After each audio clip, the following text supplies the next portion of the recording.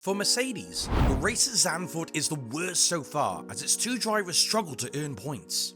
Luckily, Hamilton managed to finish at P6, but for Russell, things didn't go as great, because he found himself at the far end of the grid, and it was all due to wrong decisions made by the team. However, it seems things would get better for the team, as they've introduced new updates ahead of the race held at Monza. There's also a chance that the upgrade would lead to a better performance in 2024. So, what are the upgrades? And why would 2024 be different? Since the beginning of the 2023 season, Mercedes' performance has been a roller coaster. There are some good days and some not so good days. Everyone thought this season would go better for the team, after they worked extra hard to rectify all their past mistakes. But things didn't go as planned. Although they're currently second on the Constructors' Championship table, they are just 40 points ahead of Aston Martin, and in any second, they could lose the position. This performance could be attributed to the car's poor performance, and we could say it's because key personnel of the team left before perfecting all they needed to fix on the car. At the end of the 2022 season, James Vowles, the then head of strategy, left Mercedes to join the Williams team as the team's principal.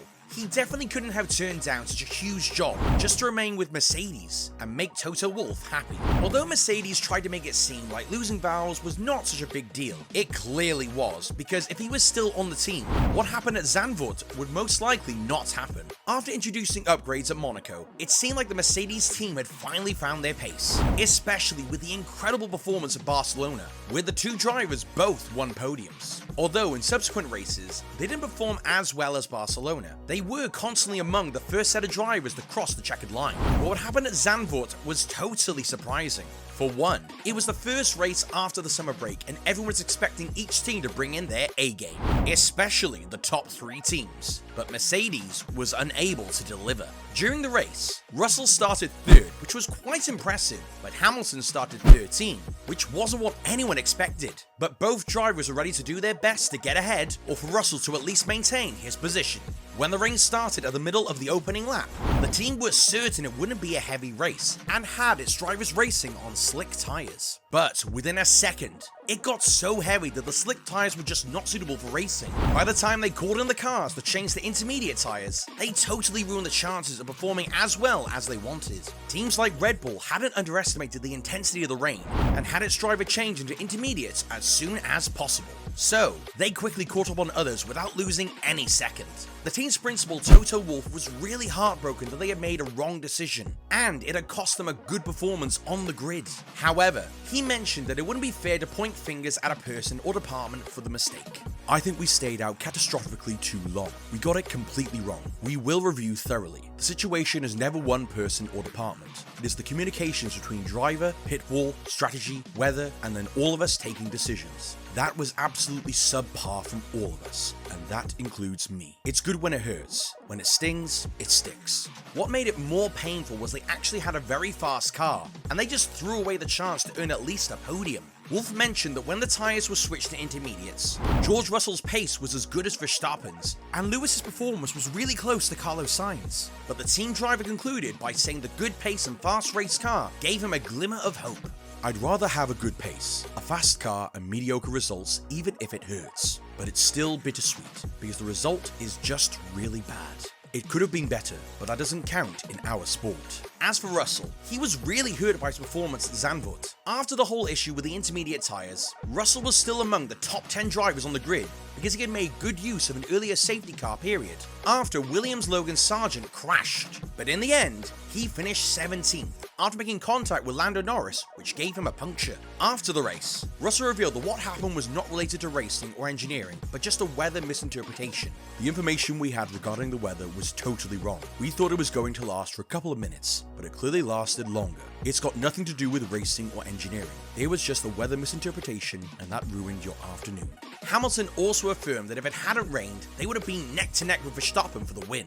I can't say if that would have actually happened, but the British driver was able to go from 13th to 6th despite being held back by using hard tyres instead of intermediates. So that should count for something. Despite the whole mess, the Brackley-based team confidently mentioned that their performance at Monza was going to be totally different, as they were introducing new upgrades that would have them performing incredibly well. It's absolutely normal for teams to introduce upgrades at Monza, as the circuit is well known for its high, low drags demand. So, most teams make alterations that are circuit specific. For this year, every single team but Haas introduced upgrades. The Brackley-based squad is said to have made small alterations to the rear of the car. A small called upper rear wing and a small called beam wing was introduced. It's believed that it will reduce downforce and straight line efficiency to the W14.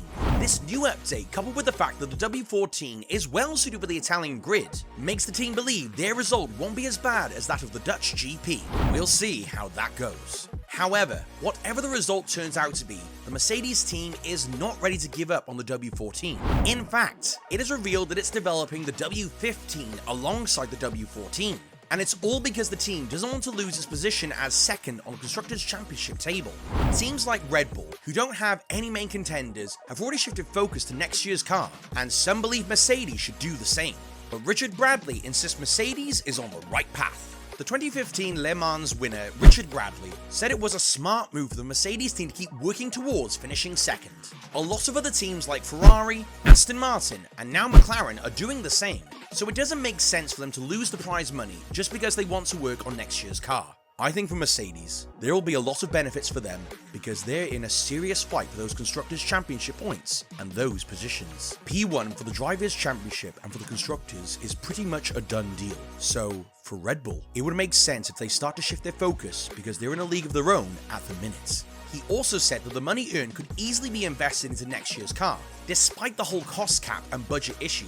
Just to put that into perspective, I don't know the exact numbers because it changes every year. That's probably a difference of about $10 to $15 million in prize money for a team in second place and fourth, which is a serious amount of money. So, for Mercedes, there are definitely gains to be had by continuing to develop this year's car. I also think they shouldn't sacrifice the prize money for hopes and dreams. And since they're also developing the 2024 car simultaneously, there's nothing to worry about. In fact, the team has revealed that the 2024 car will be able to comfortably challenge that of Red Bull next year. After the Dutch GP, the Mercedes team trackside engineer, director Andrew Shovlin, revealed that with the strides they've achieved with the W14, developing a very impressive car in 2023 would be no problem. He said it was evident that they were doing well in most circuits, unlike other teams having their highs and lows. So that shows that they have a really good chance next year.